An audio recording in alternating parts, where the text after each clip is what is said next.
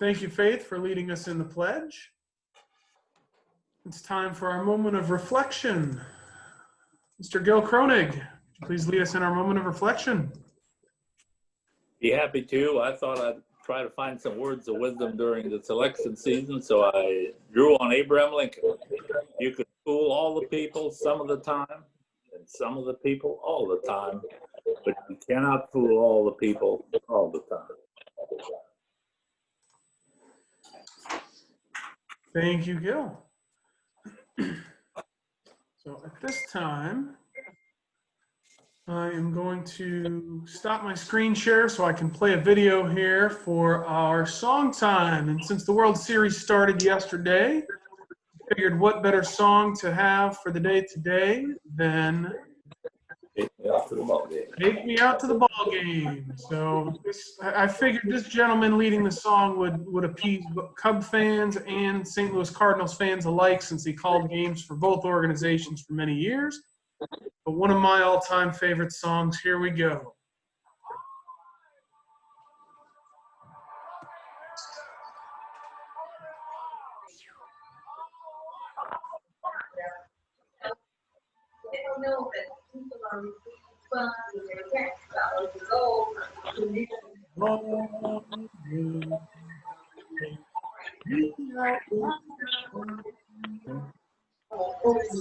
Buy me some peanuts and Cracker Jacks.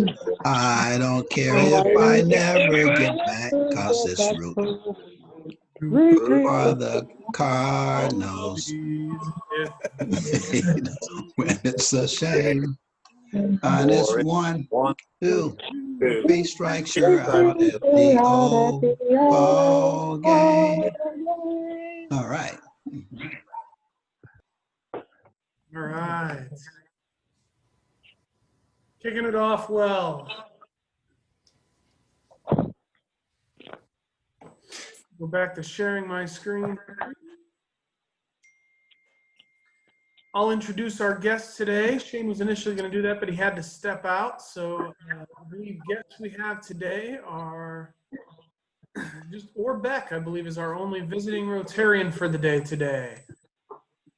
So otherwise, everyone else, welcome to Rotary. As always, guests are always welcome. Time for some club announcements for the day. The first announcement we have is that our board met last night and we recommended 2 new members. We received 2 applications this month for members in the Rotary Club of Carbondale. The first is Dr. Austin Lane from SIU Carbondale, the Chancellor. The second recommended member that we have is Nick Scavgard, the owner of Alter Ego Marketing, and he also runs the Jackson County. So both those members were recommended by our board, and as a procedural note, before they are accepted as members of the club, we're presenting them to the club membership, and we have 7 days. If anybody has any concerns or questions, please reach out to me directly, and we can address those before accepting into membership. The board recommended these 2 individuals. I noticed they're not on the call today, and that's all right, but if anybody has any questions, concerns regarding their acceptance as members of the Rotary Club of Carbondale, please let me know. I do hear an echo, so I'm going to go through and mute everybody for now, and if you do have something to speak about later, please feel free to come.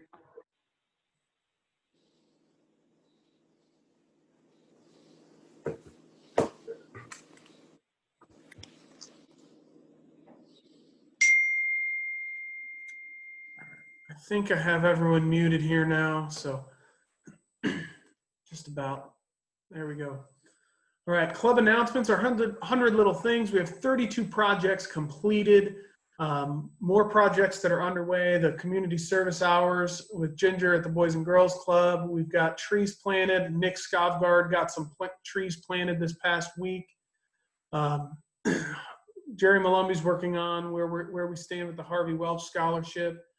I would suggest that anyone who hasn't given blood recently, the Egyptian Electric Co-op is having a blood drive on Election Day, so that's only 2 weeks away from yesterday. But also the Red Cross has blood drives every day, every week. So please check out their website, redcross.org, for donating blood. That's one of our other ones that's not listed here is 100 pints of blood. So please make sure if you're able to give blood. Keep up the good work with these projects. The fact that we've already got 32, almost 33 finished are fantastic. Club announcements.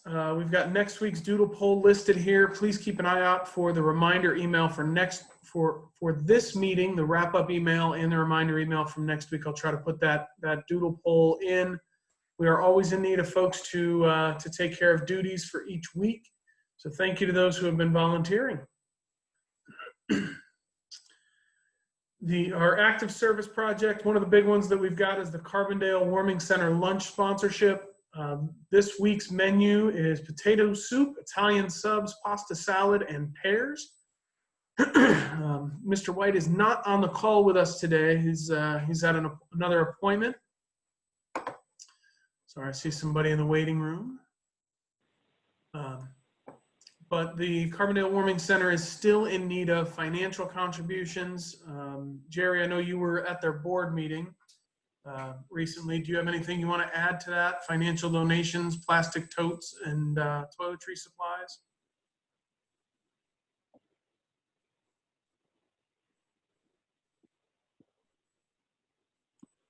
You're muted still. I'm trying to unmute you here, Jerry. There you go. The warming center is funded for the next couple of months, but they're trying to undertake a bigger fundraising project. So financial contributions are definitely appreciated and needed by them. You've seen some of the ads on TV that they've been running.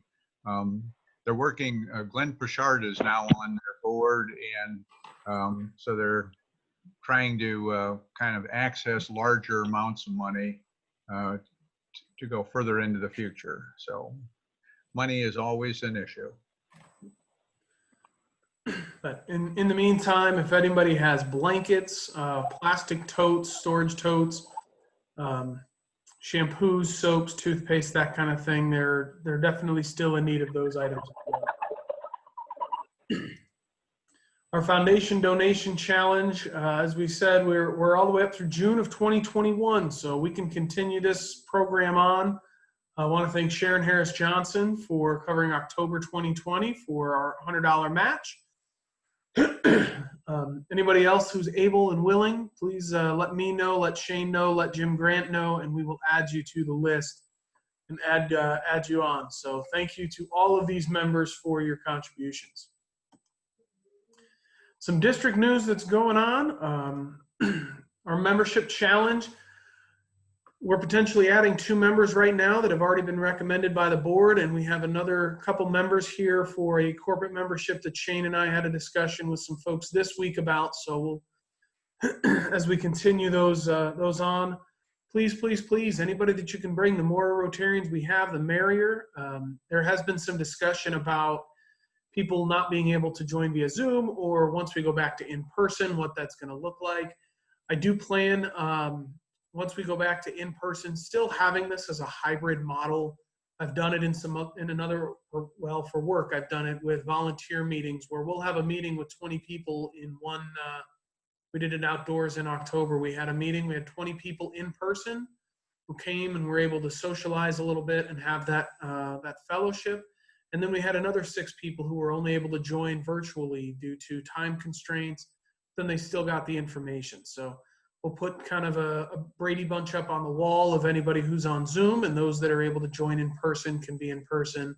We don't have a timeline on that yet, but if you're talking to prospective members who are concerned about not being able to make it each week or not being able to make it in person due to time constraints, we do intend on still having this format where the folks that are on Zoom are still able to communicate. We'll set up some speakers, and that way, if Jerry is traveling and off in New York City or Florida or wherever he wants to be, or rather Gil, when Gil goes down to Florida here in a couple weeks, Gil can still join our Rotary meetings, and we'll just have his face projected on the wall, and he'll be a talking head. So he can still be with us, just virtually instead of in person. So that's our game plan moving forward. But we'll continue this challenge. We've got 2 perspectives and a couple more as well. Please continue to discuss with friends. Club development wise, we're working on Provisional Club in Murfreesboro and SIU Alumni Provisional Club. Those are in the works right now to continue to grow Rotary. Other district news, I wanted to share the Polio Plus Matching Points program that is being run by District 6510. Let me pull up the actual document because it looks a little wonky on the PowerPoint here. So if I can get my Zoom windows all out of the way, I'll blow this up here. So Polio Plus Matching Points, we have any personal donations. It can't be club checks, business or company checks. They do count towards Paul Harris Fellow. Minimum donation of $100 up to $500 for a maximum. So matching points, like I said, if you'd like to double your points and contribute to the Polio Plus Fund, you can do so through the district. I'll make sure that this fine print email comes out. Don't mail these to Rotary International or make the donation directly online if you'd like to get those double points. But those can be sent to the District 6510 Polio Plus Matching Program in Mount Vernon to the attention of Lanny Lenker. You can also donate online and then forward the Rotary Foundation receipt to Lanny in order to get those matching points. So it's very important that we continue our fight against polio. And it's great that the district is running this matching points program again. I tried to put it up on here, but it didn't quite come through as I would have hoped. And then there's the information on the screen now about how to make those contributions. Moving into Rotary International news, we're going to talk a little bit more about polio here. You can always go to polioeradication.org to see the most recent update. We've continued to talk about this. Back in August, we were able to say that Africa is certified polio free and still pushing hard in Afghanistan and Pakistan. We had a discussion a few weeks ago, I believe, from the district about polio. Ella, do you have anything you'd like to add in for the polio fight today? I'll see if I can get your emails to pull up here and get that. No, thanks, Rick. You're covering it quite well. That's just fine. Okay. It was out of Africa, out of India first, out of Africa. We're moving along. Just Afghanistan and Pakistan left. Okay. This weekend, the United Nations, what's the name of that organization, Ella? UNAUSA. Okay. Is having their event on 10/24, which is World Polio Day. And then there's an event in Minnesota that I've heard of that we'll try to get you some more information about this afternoon if anybody can make it to that. The Minnesota event is this afternoon, as a matter of fact. It's 3 to 4:15. I'll send that as soon as this is over. I can't multitask. Okay. I'm struggling to multitask too. Hey, Rick. Yes, Cindy.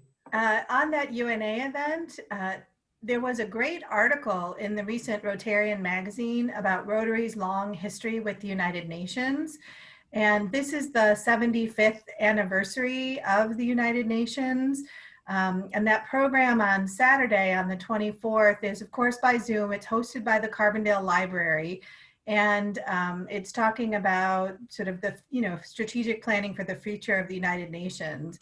And given Rotary's long connection, I'd really encourage everyone to consider learning more about the history of the UN and the history of Rotary's role in the UN, because it's really, I think, quite interesting and shows our international reach in many ways.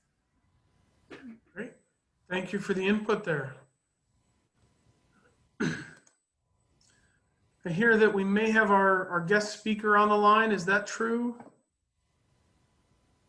Yes, sir. It's Margo Willis here. Okay, thank you, Margo. When we get, we're almost wrapped up with our That's fine. business portion here, and then we'll pass it on over to you. Okay. Okay, perfect. Okay. Now it's time for some of your good news, Rotarians. Who's got some good news to share?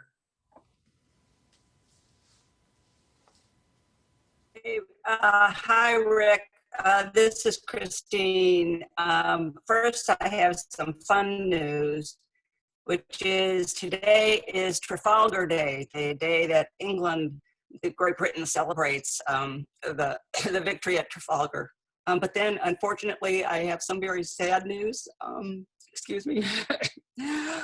Our good friend and Rotarian Jill Gobert recently survived breast cancer. But unfortunately, it has returned and it has metastasized into her brain.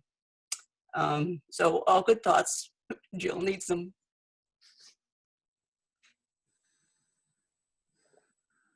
We'll make sure we keep her in our prayers, and if there's anything we can do as a club, Christine, or anyone else that we can think of, I think it'd be great if we got some cards together, some get well cards, and we're thinking of you cards.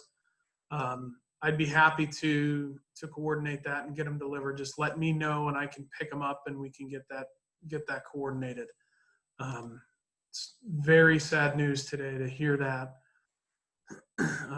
But it's a fight, and the more support we can give her, the better.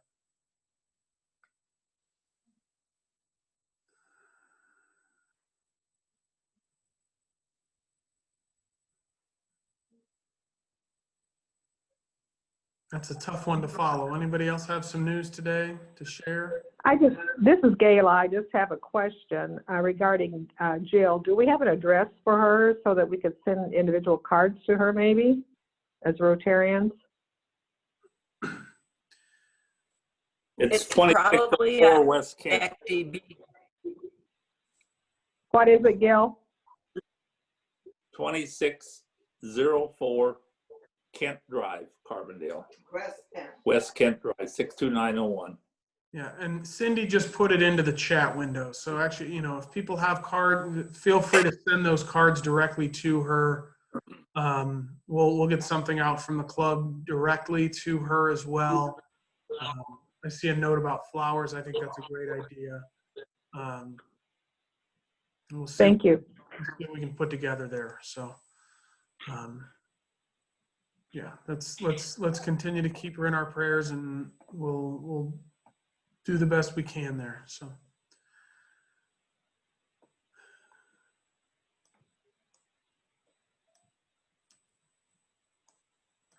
Well, I have an announcement. I guess that's change of pace a little bit. The Scouts are having a free Cub Scout Try It Out Day, and it will be at the Pavilion in downtown Carbondale on November 7th. I don't have everything 100% finalized with that, with COVID restrictions right now. So we're working on getting the final details set before we officially announce that and push it out. That's the date right now. November 7th at the Carbondale Pavilion. I've got that pavilion reserved. We're ready to go at least to announce it that far. So free day for grade school aged kids.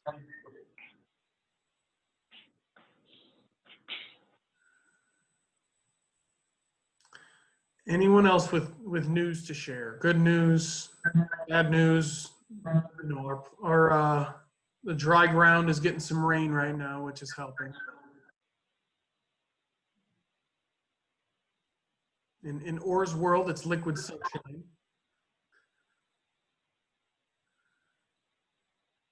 All right. Well, we'll continue on here. Sergeant at Arms Gil could not join us today. Like I said, he's had an appointment.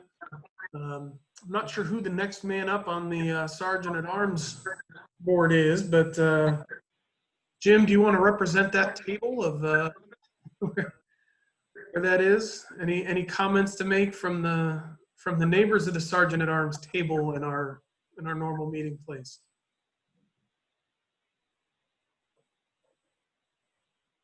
No thanks. No I thanks. just let it go. Go. All right. So I guess nobody's getting fined today because we're lacking a sergeant at arms. So it's a free day for all. Okay. So moving on to our guest speaker of the day, Margo. I'm going to stop my screen share just so we've got everybody's photos on. But we are, just an FYI, we do record the meetings. Is it all right with you if we continue to record during your portion here? Surely. Okay, so we will, after the meeting, we'll once we get the recording all done, we'll post it to our club YouTube page, so any members who are not able to join us today are able to watch the YouTube video. I'll stop my share and keep the recording going here. And Margo, the floor is yours. I'd introduce Thank you. Thank you very Margo much. Willis of the 708 board. Yes, good afternoon, everyone. I'm here to talk on behalf of the request of my dear friend and fellow board member, Linda Flowers, who belong to the 708 board, which is a county agency, and we receive our funding and make applications to join the board through the Jackson County Board. And our funding hovers around $300,000 a year, maybe up to $350,000, and it comes directly from taxpayer money. And the goal of our agency is to promote good mental health, to deal with substance abuse and developmental disabilities. So as a result, we sponsor 9 agencies: the Women's Center in Carbondale, Centerstone, which is located all over Southern Illinois, Good Samaritan House in Carbondale by the Rec Center, START, which is a developmental disabled agency in Murfreesboro, Shawnee. We have we deal with Shawnee, and we have a high school experience for the students, mental health counselors available. Archway, which is a 0 to 5 agency, and they have children with disabilities, and we sponsor a classroom in that school. The Southern Illinois University Clinical Center, Perry County and Jackson County meeting place for juveniles who are waiting for their court date, and they can meet with their parents in both Murfreesboro and Pinckneyville. Now, what our agency does is, what our board does is review the applications that these agencies provide to us, and we've recently developed a rubric for those applications, and the board reviews those and then makes a decision as to their request for finances. The 2 biggest agencies we support is START in Murfreesboro, which is the developmentally disabled agency and supports young adults, and Centerstone, again located all over Southern Illinois, but mostly for the Carbondale location. And we review those applications, and then each of us on the board adopts 1 or 2 agencies, and we visit those sites and make connections with those staff and look at the agency to get a better understanding of how it works. And we also check to see if the funds are being used to support the salary of the individual, or we meet with that individual that we're sponsoring in salary from our funds.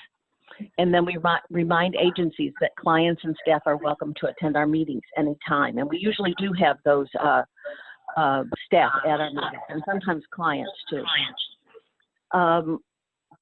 We want to be available to our agencies to update us. They currently update us 4 times a year as to how that's when they receive their money and as to how they're using their money. We like to attend events. Recently, START celebrated 25 years, and we went to that to that banquet. We like to attend other agencies' fundraisers during the year, sometimes golf outings, sometimes other fundraisers. And then we like to go to board meetings of those agencies to see how they're using our funds. I'll use the Women's Center as an example. In Carbondale, we support the Women's Center salary of a person who works at Irma Hayes to have a support group for people who just need the support of women, and particularly the woman who's leading it, Nancy Ewell. She was is their leader, and she meets with them. They do book reviews, children's books as well as adult books. They have discussions. They do projects. All this takes place at Irma Hayes, and the 708 board provides the funds for that. So those are the kinds of things that we do. If you have any questions, I'd be glad to answer them. So Margo, do you remember what the total funding is that comes from the 708 board from the Jackson Perry County? Good question, Linda. It varies, you know. It usually anywhere from 350, I think, down to 300. It's been as low as 300 for those 7 agencies. And some of them only request less than $10,000, while others request several thousand. Some of them have matching grants. We provide money and then they apply for a grant and it's matched with our monies. So it's about around the $300,000 level. Is that what you're thinking too? Yes. Yeah. So guys, when you get your tax bill, if you look on there and look at the amount of taxes that you pay that is supporting mental health in the county. And I think it's important, Linda, to know that what's so outstanding about this Jackson County Board is that you get to see your money at work. As I said, in Murfreesboro, you have developmentally delayed adults who are actually working, and we're sponsoring programs for them to work and earn money to either take it back to their family or to live in a group setting situation. Again, at the Women's Center, we have our Irma Hayes. Let's see. At the high school, we sponsor counselors with our money. And at times we have also provided the salary for a nurse at the high school. Archway, we have a classroom there for developmentally delayed students from the ages of birth to 4. I think 3s and 4s are in that classroom that we actually sponsor. So there's a lot of things happening that you can actually see in Southern Illinois, see the results of, and find those citizens in our communities who are being served. Any other questions? And I think the Warming Center is being added to the list this year, right? I think so, but I never did read that application, so I didn't know. Did we actually okay an application for them? Yes. Okay, good, good. All right, so that would make our 10th agency then. Warming Center. All right, very good. And because one of our goals was to increase agencies, one of our 3-year goals was to increase agencies. So that would be really good if we did get the Warming Center in there. And I think we could do some good for them. And then we have mini grants for organizations who are perhaps in need at the moment, you know, maybe through COVID or something else where they need to enhance. We had some interesting information at our meeting. As I said before, we always want our agencies to come and speak. And at our last meeting, they were talking about the fact that during COVID, they were able to rent rooms at the Hampton. Good Samaritan was, and able to get some of their people into the Hampton to stay while they were waiting for permanent housing.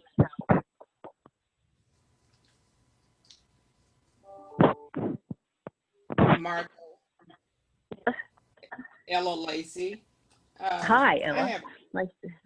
I have a question.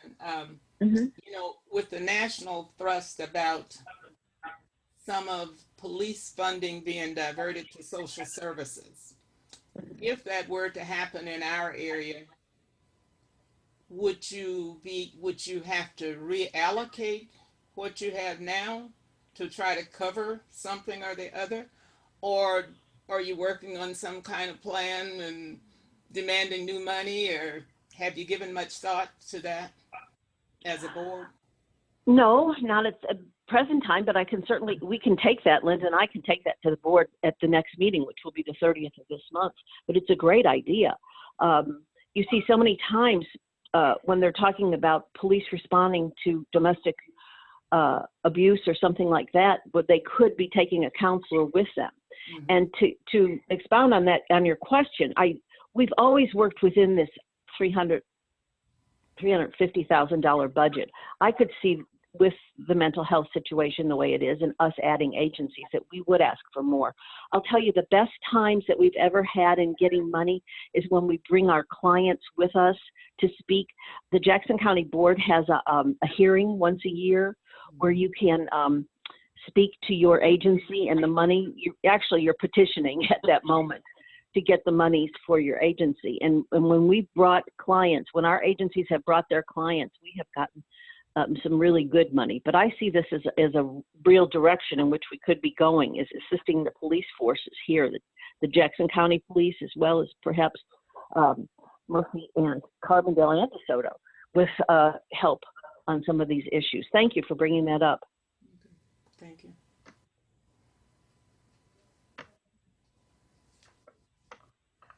Anyone else?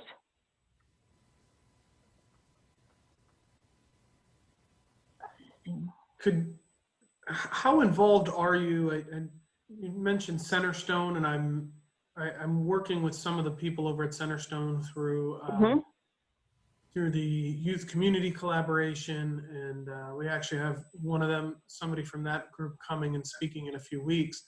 I'm also on the Positive Youth Development Board, or Positive Youth Development Coalition.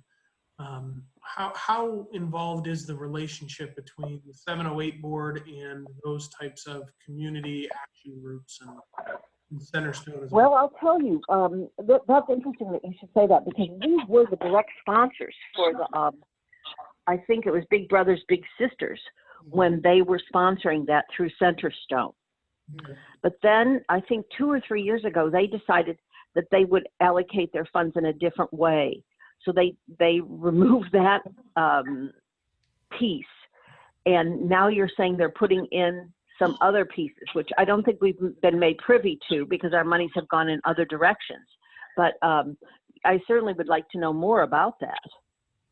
Yeah, and I know that some of the folks at Centerstone, I understand it's through a grant writing process that they've gotten the funding for the community collaboration, where they're in schools and working with kids and the school counselors. And Positive Youth Development Coalition holds family vacation nights on a monthly basis that are promoted. You know, through COVID, it's been interesting to try and maintain that. But I know October they did National Bike Month and did some work with that.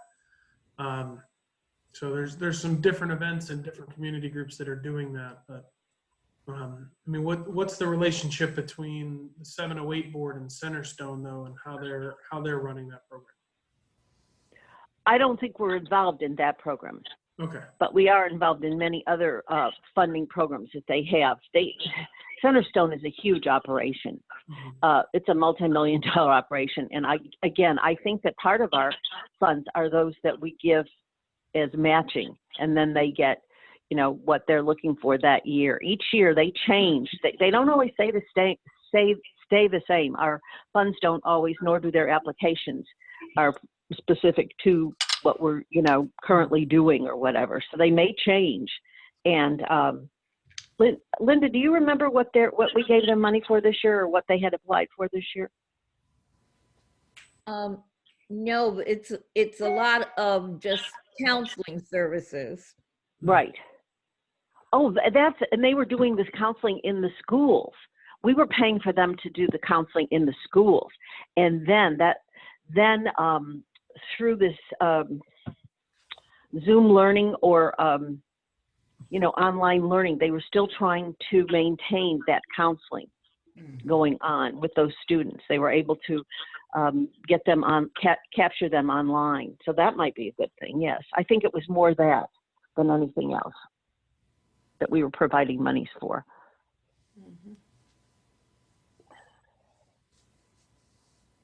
Anyone else?